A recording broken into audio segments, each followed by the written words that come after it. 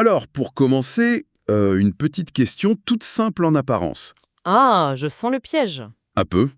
Imaginez l'opération 3,14 plus 0,1. D'accord. Spontanément, beaucoup de gens, et je parle même de personnes diplômées, vont répondre 3,15. Ah oui, le réflexe classique. On tombe presque tous dedans. C'est une erreur qui semble logique en quelque sorte. Exactement. Et les sources qu'on analyse aujourd'hui sont assez directes là-dessus. Pour elles, cette erreur n'est pas une simple faute de calcul.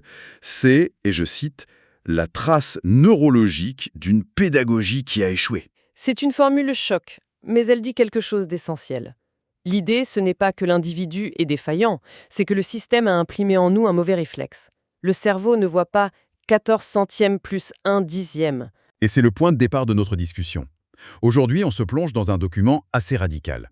Un livre blanc qui propose de refonder complètement l'enseignement des nombres décimaux en France. Oui, une refondation totale. L'idée, c'est de comprendre pourquoi l'approche traditionnelle est qualifiée d'échec structurel depuis près d'un siècle, et puis d'explorer une solution qui pourrait vraiment tout changer. On ne parle pas d'une nouvelle astuce de calcul, là. On parle de sonder les mécanismes profonds de l'apprentissage des maths. Absolument. Alors, pour commencer, le diagnostic. Le document dresse un constat assez sévère. Il parle d'une véritable crise de la numératie en France. Et le point de rupture, le moment où tout bascule pour beaucoup d'élèves, c'est justement l'apprentissage des nombres décimaux. On passe du monde familier des nombres entiers, Ouais, qu'on peut compter sur ses doigts, en gros. voilà, à l'univers beaucoup plus dense, continu, de la mesure. Et pour beaucoup d'élèves, notamment ceux qui sont en difficulté, dans des classes Ulysse ou SUGGEB, ce passage devient une source structurelle d'échec. La racine du problème, en fait, c'est un phénomène cognitif qui est très bien identifié, le biais des entiers naturels. Le biais des antinaturels, qu'est-ce que ça veut dire? Ça veut dire que face à un nombre à virgule, le cerveau a une tendance presque irrépressible à voir deux nombres entiers, juste posés l'un à côté de l'autre, sans aucun lien de valeur entre eux. D'accord. Et ça se manifeste comment, concrètement? L'exemple classique que donne le texte, c'est de comparer 3,15 et 3,8. Ok. Pour un élève qui est prisonnier de ce biais, la réponse est évidente. 3,15 est plus grand que 3,8, bien sûr, parce que 15 est plus grand que 8. Exactement. C'est la première logique erronée, la plus courante. L'élève regarde juste après la virgule, il voit 15 et 8 et il les traite comme des entiers. Donc 15, 8, donc 3,15 est plus grand. Le cerveau oublie complètement le sens, la valeur de chaque chiffre. Il ne voit que les symboles. C'est ça. Et il y a un deuxième chemin d'erreur, c'est ce qu'on appelle le biais de longueur. Le biais de longueur? 3,15 a plus de chiffres après la virgule que 3,8, donc il doit être plus grand. Dans les deux cas, ça révèle la même chose, une absence totale de compréhension. L'élève ignore que le 8, c'est 8 dixièmes, alors que le 15, c'est 1 dixième et seulement 5 centièmes. La notion de valeur positionnelle est absente. Et c'est là que le document devient très critique envers la méthode traditionnelle. Le mot qu'il emploie est très fort, il parle d'iatrogénie pédagogique. Oui, un remède qui aggrave le mal. C'est ça. Comment est-ce que c'est possible? Mais c'est un point absolument central du texte. En se focalisant sur la procédure mécanique, le fameux aligner la virgule, la méthode traditionnelle permet d'obtenir le bon résultat sans jamais exiger de comprendre ce qu'on fait. Ah, d'accord. C'est une réussite de surface en quelque sorte. Voilà. Le texte parle de réussite purement syntactique et non pas sémantique. L'élève apprend à manipuler des symboles dans l'espace, aligner les chiffres, descendre la virgule, mais il n'apprend pas à additionner des grandeurs. C'est un peu la différence entre un élève qui s'est appliqué une recette de cuisine à la lettre sans rien y comprendre, et un chef qui, lui, saisit pourquoi tel ingrédient change tout. C'est une excellente analogie. L'un réussit la recette, l'autre comprend la cuisine. Pour reprendre les mots du document, l'élève devient un opérateur de symboles. Et non un mathématicien. Exactement. Et la virgule, qui n'est qu'un simple séparateur, est transformée à tort en un opérateur de calcul, une sorte de totem autour duquel tout le rituel s'organise. Alors, face à ce diagnostic assez lourd, la solution proposée n'est pas un petit ajustement. Non, c'est une rupture. Ça change complètement les règles du jeu. Le principe fondamental, c'est de calculer non plus par la position des chiffres, mais par la nature des quantités. On s'appuie sur la cognition incarnée. C'est l'idée d'entrer du concept abstrait dans une expérience physique, tangible. Voilà. Et c'est la fameuse méthode des rectangles colorés. C'est ça. Elle repose sur ce que le livre blanc nomme la triple congruence sensorielle. C'est un grand mot pour une idée très simple en fait. Qui est? On va utiliser 3 perceptions physiques qui se renforcent mutuellement pour construire le sens. La première, c'est la masse, le poids. On rend littérale l'expression du poids d'un chiffre. Comment ça? Quand un élève compare 0,009 et 1, son biais cognitif lui hurle que 9 est plus grand que 1. Mais avec la méthode, il va manipuler un tas de 9 tout petits rectangles rouges, les millièmes, et il va les comparer à un seul grand rectangle vert, l'unité. Il sent, il voit que les 9 millièmes pèsent infiniment moins. Donc le physique, le concret, vient court-circuiter l'erreur de l'abstrait. C'est ça l'idée. C'est exactement ça. Le deuxième pilier, c'est la surface, la taille. La taille des rectangles est strictement proportionnelle à leur valeur. C'est une réfutation visuelle irréfutable du fameux biais de longueur. Ah oui.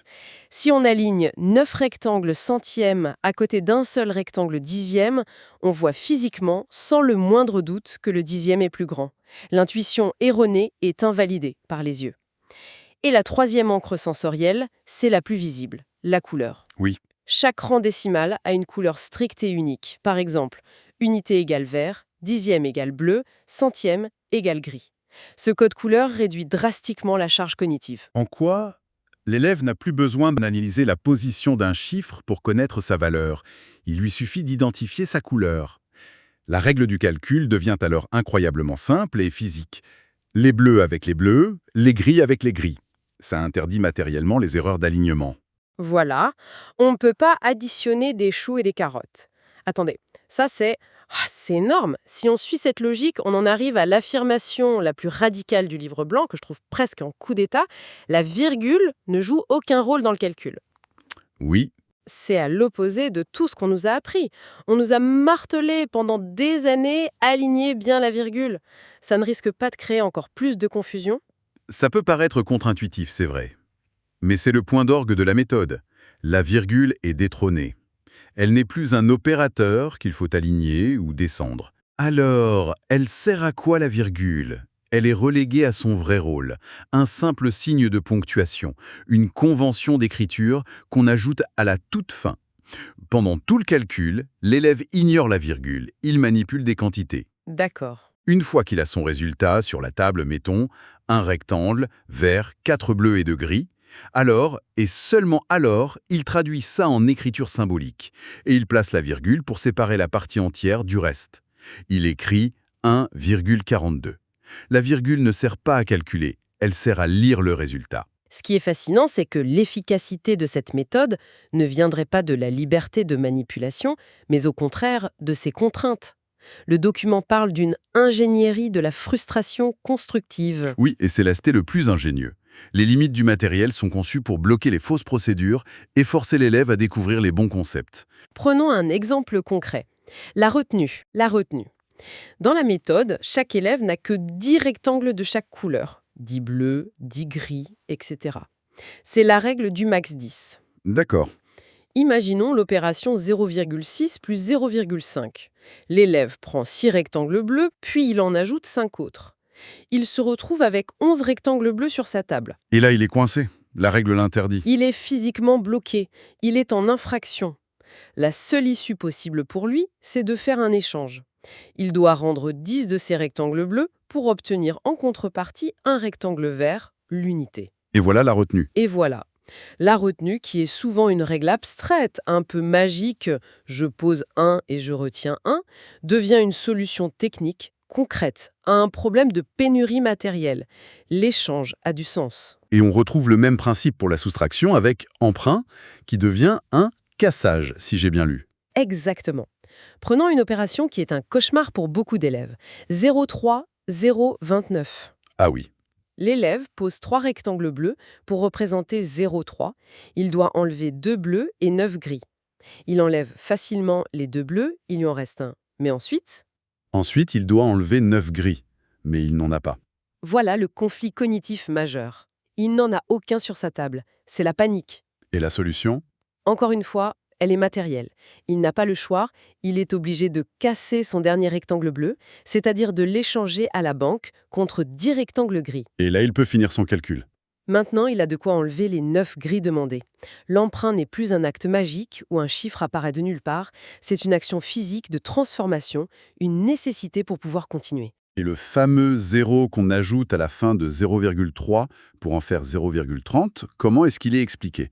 Parce que c'est souvent présenté comme une simple astuce d'écriture. Ici, il devient organique, comme le dit le texte. Quand on apprend à l'élève à écrire 0,30, c'est souvent juste un bouche-trou syntaxique. Une convention. Oui, alors qu'ici, ce zéro prend tout son sens. Il est la trace écrite de la disponibilité des 10 centièmes, les 10 rectangles gris qui ont été créés suite au cassage du dixième. L'élève comprend physiquement que 0,3 et 0,30 représentent la même quantité. Le sens précède toujours la technique. On comprend bien que cette approche est particulièrement adaptée aux élèves qui ont des difficultés, ceux de la HS. Le livre blanc explique que la méthode allège la charge cognitive. Oui, la mémoire de travail de l'élève est externalisée. Elle est posée sur la table. Il n'a pas besoin de retenir les chiffres dans sa tête, ce qui est très coûteux cognitivement. Ça libère de l'espace mental. Ça libère des ressources pour se concentrer sur le raisonnement. Et il y a un autre point crucial, la gestion de l'impulsivité. Le temps de manipulation, le fait de devoir prendre les rectangles, les assembler, les échanger, ça ralentit. Ça agit comme un frein moteur didactique. Ce ralentissement forcé empêche les réponses impulsives et automatiques, comme le fameux 3,15, et oblige à activer un raisonnement plus lent, plus contrôlé. Paradoxalement, ce ralentissement est un accélérateur de compréhension. Sur le papier, c'est génial. Mais concrètement, dans une classe de 28 élèves, avec un programme chargé, est-ce que ce n'est pas incroyablement chronophage de manipuler tous ces petits rectangles? C'est une objection légitime. Et le document y répond indirectement. L'idée, c'est que le temps perdu au début est en réalité un investissement. Un investissement. Oui, ce temps de manipulation, de construction du sens, permet d'éviter des heures, voire des années de remédiation plus tard. En assurant des fondations sémantiques solides, on accélère en fait tout l'apprentissage futur. Il vaut mieux passer 6 semaines à vraiment comprendre les décimaux que 6 mois à appliquer des recettes sans jamais les maîtriser. Le document compare aussi cette méthode à d'autres, comme celle de la monnaie. On pourrait se dire que manipuler des euros et des centimes, c'est très concret aussi. Oui, et la comparaison est éclairante. Utiliser les pièces, c'est familier.